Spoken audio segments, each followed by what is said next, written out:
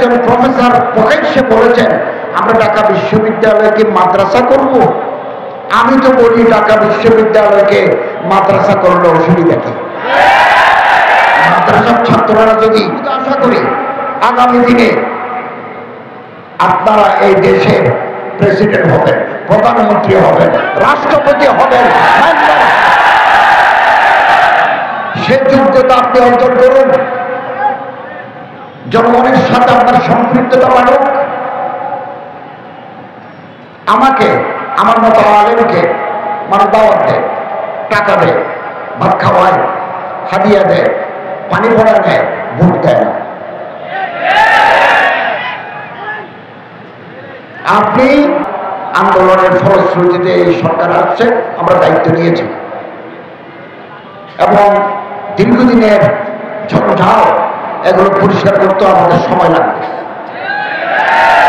সময় লাগবে। এবং যে আগামী দিনে সরকার আসবে সেই সরকার হচ্ছে বেশি গুরুত্বপূর্ণ। একটা বাহামি নাজার এগুলো দূর করুন। এক মুসলমান আর এক মুসলমানের হাত ধরুন। ইখতিলাফাত থাকবে, ইত্তেফাক মাল ইখতিলাফ। আল্লামা মুফতি শফি সাহেব রহমতুল্লাহ আলাইহি বলেন ইখতিলাফ কোনোদিন যাবে না, যাওয়ার সম্ভাবনা নাই। এই ইখতিলাফ নিয়ে আমরা ইত্তেফাক হব, আমরা একে অপরের হাত ধরব। আমাদের কলিজা ছোট কেন? আমরা কেন আমাদের কলিজা বড় হতে পারি না? কেন আমাদের দৃষ্টিভঙ্গি সংকীর্ণ? We have been confined within ourselves. আমরা আমাদের নিজেদের মধ্যে বন্দী হয়ে আছি। আমি এদেশের ধর্ম উপদেষ্টা, আমি মুসলমানদের ধর্ম উপদেষ্টা, আমি হিন্দুরও ধর্ম উপদেষ্টা, আমি বৌদ্ধেরও ধর্ম উপদেষ্টা, আমি খ্রিস্টানেরও ধর্ম উপদেষ্টা। চট্টগ্রামের পাহাড়ে, ময়মনসিংহের পাহাড়ে যারা থাকে তারা কোনো না কোনো ধর্ম মানে। এই বন হচ্ছে 5টা ধর্ম বাদ দিয়ে আর অন্যান্য ধর্ম মানে, আদিয়ান বাদ দিয়ে অন্য ধর্ম মানে। আমি তাদেরও প্রতিনিধি। আমার মন্ত্রণালয়ে হিন্দু কল্যাণ ট্রাস্ট আছে, বৌদ্ধ কল্যাণ ট্রাস্ট আছে, খ্রিস্টান কল্যাণ ট্রাস্ট আছে, ওখানে টাকা আছে, এগুলো বিতরণ করতে হয়। তাদের উপাসনালয় আমাকে ভিজিট করতে হয়। আপনি যদি এটা পছন্দ না করেন, আপনি জনগণের কাছে যাই, আগামী দিনে ভোট চান, রাষ্ট্রের কাঠামো পরিবর্তন করে ফেলেন, আপনি যেটা চান সেটা হবে। আমি যে দায়িত্বে বসেছি এটা তো ইসলামিক স্টেট নয়, আমার এই দেশটা কি ইসলামী রাষ্ট্র নয়, সেকুলার রাষ্ট্র। সেকুলার রাষ্ট্র, এখানে বিধিবিধান আছে, আমি এর বাইরে যেতে পারবো না। জন্মাষ্টমী উদযাপিত হয়েছে, রাষ্ট্রের নিয়ম। প্রেসিডেন্ট বসবেন, প্রেসিডেন্টের পাশে আমি বসবো, মহামান্য রাষ্ট্রপতি বসবেন, আমি বসবো, বসেছি। দুর্গা পূজা আসবে, মহামান্য রাষ্ট্রপতি বসবেন, আমি বসবো, হিন্দুদেরকে আমরা সম্বর্ধনা দেব। বৌদ্ধদের প্রমাণনাপূর্ণ পূর্ণিমা হবে, প্রেসিডেন্ট পাশে, মহামান্য রাষ্ট্রপতি পাশে থাকবেন, আমি পাশে থাকবো। 25শে ডিসেম্বর খ্রিস্টানদের বড়দিন, আমাকে সম্বর্ধনা দিতে হবে তাদের রাষ্ট্রের সাথে। তারপরে ঈদ হবে, ঈদুল ফিতর, ঈদুল আজহা, আমরা মুসলমান ওলামায়ে কেরাম প্রতিনিধিদেরকে বঙ্গভবনে ডেকে সম্বর্ধনা দেব। এটা রাষ্ট্রীয় নিয়ম, রাষ্ট্রীয় আচার, এগুলো আমাদের মেনে চলতে হবে। আপনার পছন্দ না হলে আপনি আগামী নির্বাচন যেটা দেবে যেন মাঠ তৈরি করেন। কি আদর্শ চান, কোন আদর্শে দেশ চালাতে চান সেটা মানুষকে বুঝান, ম্যান্ডেট নিয়ে আসেন। আমরা কতদিন আছি সেটা আল্লাহ তাআলা ছাড়া কেউ জানেন না। তবে 90 দিনের একটা খরচ ছিল যে ওই 90 ডেজ আমরা নির্বাচন দিয়ে দায়িত্ব হস্তান্তর করব, কিন্তু 90 দিনের ভিতরে আমরা পারবো না, কারণ আইন শৃঙ্খলা এখনো সম্পূর্ণ নিয়ন্ত্রণে আসে না। অর্থনীতি ভঙ্গুর অবস্থা, এই জন্য আমাদের সময় নিতে হতে পারে। আমরা সেই আইন একটা অধ্যাদেশের মাধ্যমে পরিবর্তন করেছি। পরবর্তী প্রধানমন্ত্রী ভোটের মাধ্যমে যার ভোট তিনি দিতে পারবেন আগামী দিনে ইনশাআল্লাহ। নির্বাচন কমিশনকে আমরা ঢেলে সাজাবো, পরিবর্তন করব। লেভেল প্লেইং ফিল্ড, সমস্ত রাজনৈতিক দল সমান সুযোগ পাবে। আমরা সেই লেভেল প্লেইং ফিল্ড তৈরি করে দেব। আপনারা জনগণের কাছে যাবেন, জনগণকে বুঝান, আপনি যেটা চান সেটা জনগণকে বুঝান, তারপরে জনগণের ভোট নিয়ে পার্লামেন্টে আসে। আমরা আপনাদের হাতে দায়িত্ব দিয়ে চলে যাব। আমরা অন্তর্বর্তীকালীন সরকার সব কাজ আমরা করতে পারবো না, বিতর্ক তৈরি হয় এমন কোন জায়গায় হাত দেব না। এবার আপনারা জনগণের ম্যান্ডেট নিয়ে আসেন, এবার আপনারা সরকার গঠন করে আপনারা যা চান তা করতে পারবেন, but you have mandated by the people. You have taken mandate from the people. আপনার জনগণের কাছ থেকে রাষ্ট্র পরিবর্তন করার দায়িত্ব নিয়েছেন, আপনারা করতে পারেন। আমরা কিন্তু পলিটিক্যালি ইলেক্টেড নয়, আমরা একটা অন্তর্বর্তীকালীন সরকার। একটা বিপ্লবের মাধ্যমে ছাত্র জনতার আন্দোলনের ফলশ্রুতিতে এই সরকার আসছে, আমরা দায়িত্ব নিয়েছি এবং দীর্ঘদিনের ঝঞ্ঝাও এগুলো পরিষ্কার করতে আমাদের সময় লাগবে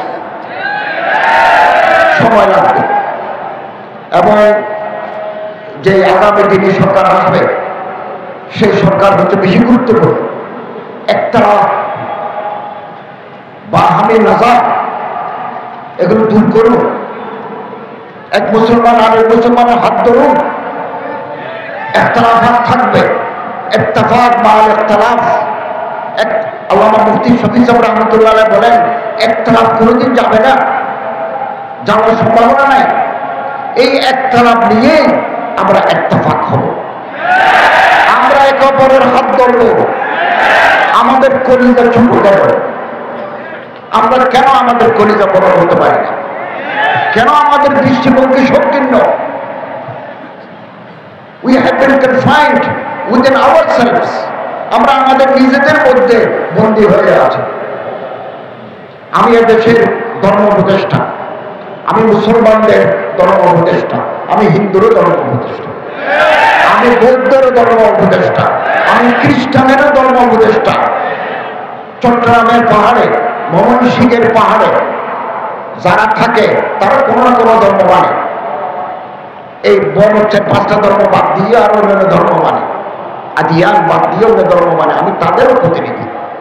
আমার মন্ত্রণালয়ে হিন্দু কল্যাণ ট্রাস্ট আছে, বৌদ্ধ কল্যাণ ট্রাস্ট আছে, খ্রিস্টান কল্যাণ ট্রাস্ট আছে, ওখানে টাকা আছে, এগুলো বিতরণ করতে হয়। তাদের উপাসনালয় আমাকে ভিজিট করতে হয়। আপনি যদি এটা পছন্দ না করেন, আপনি জনগণের কাছে যাই, আগামী দিনে ভোট চান, রাষ্ট্রের কাঠামো পরিবর্তন করে ফেলেন, আপনি যেটা চান সেটা হবে। আমি যে দায়িত্বে বসেছি এটা তো ইসলামিক স্টেট নয়, আমার এই দেশটা কি ইসলামী রাষ্ট্র নয়, সেকুলার রাষ্ট্র। সেকুলার রাষ্ট্র, একটা বিধিবিধান আছে, আমি এর বাইরে যেতে পারবো না। জন্মাষ্টমী উদযাপিত হয়েছে, রাষ্ট্রের নিয়ম। প্রেসিডেন্ট বসবেন, প্রেসিডেন্টের পাশে আমি বসবো, মহামান্য রাষ্ট্রপতি বসবেন, আমি বসবো, বসেছি। দুর্গা পূজা আসবে, মহামান্য রাষ্ট্রপতি বসবেন, আমি বসবো, হিন্দুদেরকে আমরা সম্বর্ধনা দেব। বৌদ্ধদের প্রমাণনা পূর্ণিমা হবে, প্রেসিডেন্ট পাশে, মহামান্য রাষ্ট্রপতি পাশে থাকবেন, আমি পাশে থাকবো। 25শে ডিসেম্বর খ্রিস্টানদের পরদিন আমাকে সম্বর্ধনা দিতে হবে তাদের রাষ্ট্রের সাথে। তারপরে ঈদ হবে, ঈদুল ফিতর, ঈদুল আজহা। আমরা মুসলমান ওলামায়ে কেরাম প্রতিনিধিদেরকে বঙ্গভবনে ডেকে সম্বর্ধনা দেব। এটা রাষ্ট্রীয় নিয়ম, রাষ্ট্রীয় আচার, এগুলো আমাদের মেনে চলতে হবে। আপনার পছন্দ না হলে আপনি আগামী নির্বাচন যেটা দেবে এর জন্য মাঠ তৈরি করেন। কি আদর্শ চান, কোন আদর্শে দেশ চালাতে চান সেটা মানুষকে বুঝান, ম্যান্ডেট নিয়ে আসেন, জনগণের পাওয়ার নিয়ে এসে রাষ্ট্রের কাঠামো পরিবর্তন করুন। আপনি যেটা চান সেটা আপনি করতে পারবেন। আমাদের কাজগুলো আমাদের করতে দেন, এটা আমাকে করতে হবে। আমি যখন আমি এই মাদ্রাসায় এসেছি, এই জাতীয় সিরাত কমিটির সম্মেলনে এসেছি। আমি তো রাজশাহী গিয়ে আহলে হাদিসের দুটো মাদ্রাসা ভিজিট করেছি। এটা আলিয়া মাদ্রাসা, কামিল মাদ্রাসা ভিজিট করেছি। এটা দাওরা হাদিস পর্যন্ত কওমি মাদ্রাসা ভিজিট করেছি। আমি শ্রী শ্রী গোরাঙ্গদেবের ঠাকুরের মন্দিরে গেছি, তাদের মাঝে গরিব মানুষ যারা তাদের মাঝে বিতরণ করেছি। রাজশাহীতে মুসলমানদের এলাকায় আমি বিতরণ করেছি। আমি তো তাদেরও প্রতিনিধি। দুর্গা পূজা উপলক্ষে সরকার হিন্দুদের ধর্ম উৎসব, বিভিন্ন গরিব মন্দির আছে, এই মন্দিরের জন্য টাকা দেয়। আগে দিতে 2 কোটি টাকা, 3 কোটি টাকা।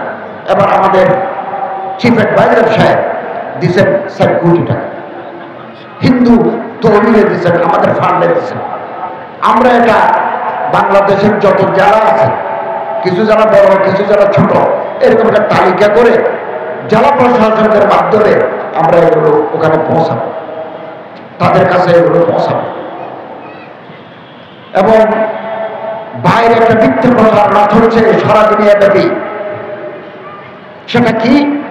বাংলাদেশের হিন্দু, বৌদ্ধ, খ্রিস্টান, যাদেরকে আমরা মাইনরিটি বলি, সংখ্যালঘু বলি, তাদের উপর জুলুম হচ্ছে, এরকম একটা কথা বাইরে মিথ্যা প্রচারণা চালাচ্ছে। এবং আমার সাথে ইউরোপীয় ইউনিয়নের কমিশনার লোকেরা দেখা করেছেন, আমার সাথে ভারতের অ্যাম্বাসেডারের সাথে দেখা হয়েছে, নেপালের রাষ্ট্রদূতের সাথে দেখা হয়েছে। এই কয়েকদিনের মধ্যে ডেনমার্ক, অস্ট্রেলিয়া, আমেরিকার রাষ্ট্রদূতের সাথে ওনারা আমার অফিসে আসবেন। সবার একটা কথা যে we have been concerned about the persecution of the minorities. তারা বলতে চাচ্ছেন যে আমরা উদ্বিগ্ন, এই দেশে অমুসলমানদের উপর জুলুম হচ্ছে।